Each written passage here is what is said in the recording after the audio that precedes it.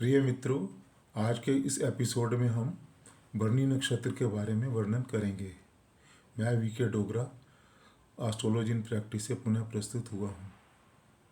ये बड़ा ही रोचक विषय है और इसमें आप ध्यान से सुने, आपको काफ़ी लाभदायक सिद्ध होगा। राशि चक्र के मेष राशि में 13 डिग्री 20 मिनट से लेकर 26 डिग्री 40 मिनट तक भरणी नक्षत्र का स्थान है। इसका स्वरूप चिकनी मिट्टी से बने घड़े के समान है। इसके अधिदेवता यमराज हैं। भरणी नक्षत्र में पैदा जातक मध्यम कद का, शरीर पर हल्के हल्के बालों वाला, चौड़ा माथा, चमकदार आँखें तथा सुंदर आँखों से युक्त होता है। दिखने में यह अक्सर चालू किस्म के नज़र आते हैं, यद्यपि वास्तव में यह मन के साफ व किसी को हानि पहुंचाने वाले नहीं होते।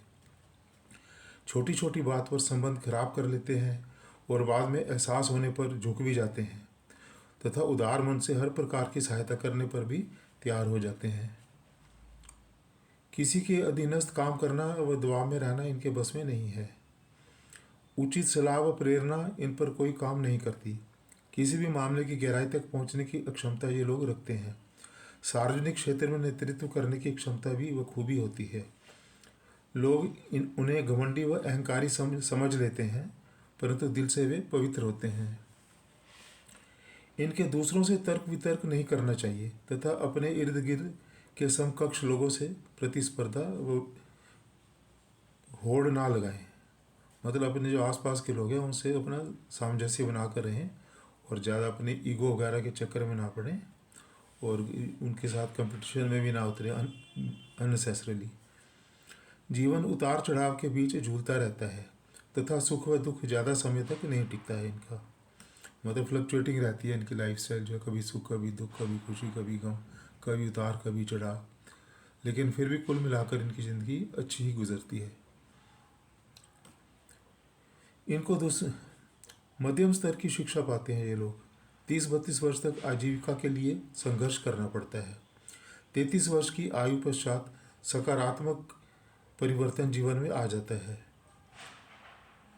अध्यापिकी, क्लर्की, खिलौनों की दुकान, कृषि, लघु व मध्यम स्तर का उद्योग व विदेश व्यापार आदि कहीं पर भी भरणी जातक अनुकूल रहते हैं। अपने जन्म स्थान से पूर्व दिशा की ओर जाकर काम करने से इन्हें अधिक सफलता मिलती है। जीवन के उत्तरार्ध में अपने पुरुषार्थ से ये सभी सुख जोड़ लेते हैं।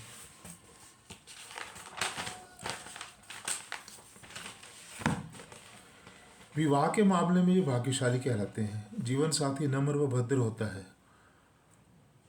आर्थिक खर्चे के मामले में उसके जीवन साथी को बुरे दिनों के लिए कुछ न कुछ बचा कर रखना चाहिए, क्योंकि यह व्यक्ति फिजूल की वस्तुओं पर खर्च करने वाला होता है। भरणी नक्षत्र के व्यक्ति अपने स्वास्थ्य का विशेष ध्यान नहीं रखते, फिर भी उनको कोई खास समस्या नहीं आती और उनको स्वास्थ्य इनका काफ़ी अच्छा ही रहता है। हालांकि नज़ला, सिरदर्द, सफ़ेद दाग, एक्जिमा, रक्त घात या हृदय की बीमारी का सामना इनको कुछ हद तक करना पड़ सकता है।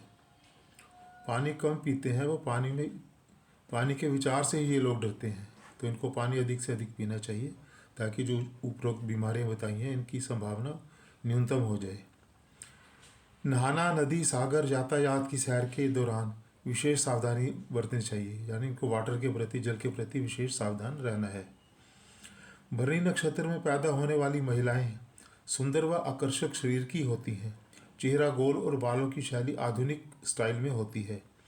अकेले में गुनगुनाना, प्रत्येक वस्तु को सूंघना व चक्कर देखना उनकी विशिष्टता होती है, यानी कि इनकी खासियत होती है कि किसी भी चीज़ को ये सूंघेंगे, चखेंगे जरूर। स्वच्छ आचरण की, प्रशंसा योग्य व्यवहार तथा आदर्श चरित्र की भी ये महिलाएं होती हैं। माता पिता व वरिष्ठ सदस्यों का विशेष ध्यान रखती हैं। मन मर्जी के मुताबिक काम करती हैं। वह बहुत ही दबंग, भावुक व आशावादी प्रवृत्ति की होती हैं। अपनी आजीविका स्वयं चलाती हैं। खेल कूद, मनोरंजन, कलाकारी, अध्यापन, तकनीकी एवं कलात्मक विषय इनमें इनकी ज़्यादा अभिरुचि होती है, यानी कि ज़्यादा इंटरेस्ट होता है। इनका विवाह कभी कभी 22-23 वर्ष के बाद हो जाता है। पति से पूर्ण विश्वास प्राप्त होता है। भरनी महिलाएं हमेशा ही उग्र स्वभाव की पाई जाती हैं और बड़ी जल्दी लड़ने भिड़ने को तैयार हो जाती हैं। मूत्राशय अथवा किडनी की समस्याएं, रक्तचाप या खून की कमी की शिकायत जो है कभी कभार इनको हो सकती है। इसके अलावा चर्म विकार, स्किन डिजीज यानी कि रक्तस्राव की अधिकता, बुरे सपने देखना, देखकर भ्रमित रहने की बीमारी, ऐसी बातें भी इन महिलाओं के साथ अक्सर हो जाती हैं। चंद्रमा यदि भरणी नक्षत्र के प्रथम चरण में हो, यानी कि 26 डिग्री 40 मिनट से लेकर 28 डिग्री तक हो, तो व्यक्ति बहुत ही धनी मानी व अपने भाई बहनों से सहयोग से रहने वाला होता है। अनेक प्रकार के वाहन, नौकर चाकर होते हैं। आगे की नहीं सोचता, जिस कारण अक्सर धन के संकट से घिरा रहता है। अगर दूसरे चरण में चंद्रमा हो भरणी नक्षत्र के, तो अधिकांश जीवन सुखदायी ही होता है। ननिहाल से धन संपत्ति प्राप्त करता रहता है। शिक्षा उत्तम, विद्वान व नौकरी में सर्वोच्च अधिकारी के रूप में अपने आप को पाता है।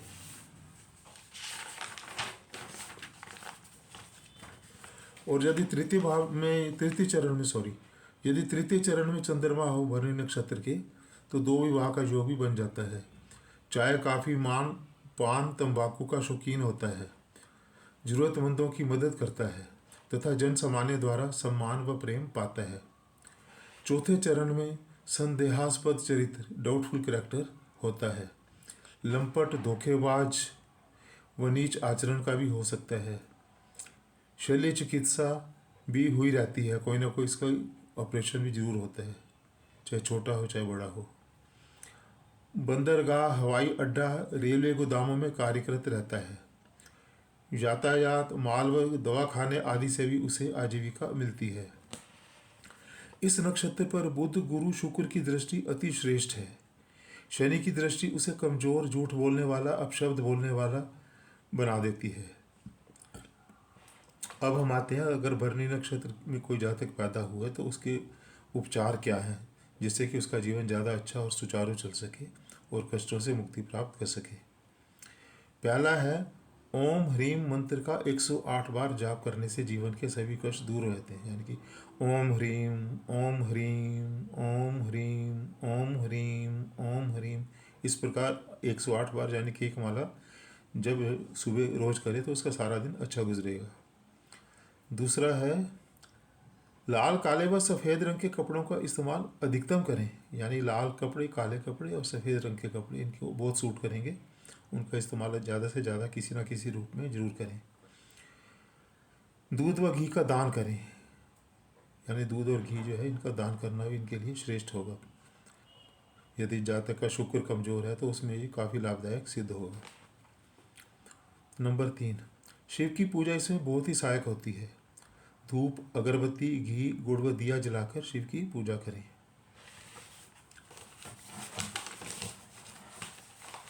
नंबर 4,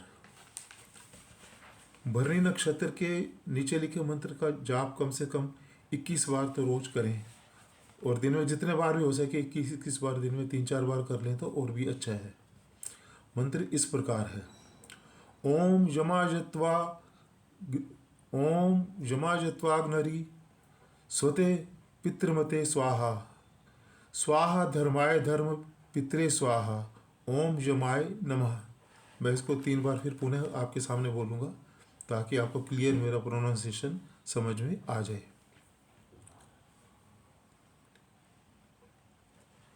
ओम यमाजत्वाग्निरस्वते पितृमते स्वाहा, स्वाहा धर्माय धर्म पितरे स्वाहा, ओम यमाय नमः। एक बार फिर, ओम यमाजत्वाग्निरस्वते पितृमते स्वाहा, स्वाहा धर्माय धर्म पितरे स्वाहा, ओम यमाय नमः। एक बार पुनः,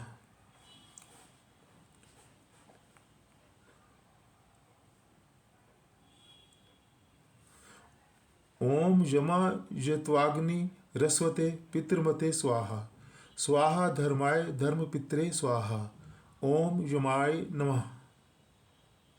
इस प्रकार ये कुछ उपाय आपको बताए गए हैं। भरणी नक्षत्र के बारे में कुछ और बातें मैं आपको अगले अपने एपिसोड में भी जिक्र करूँगा। ताकि इसका पूरा लाभ आप लोगों को मिल सके।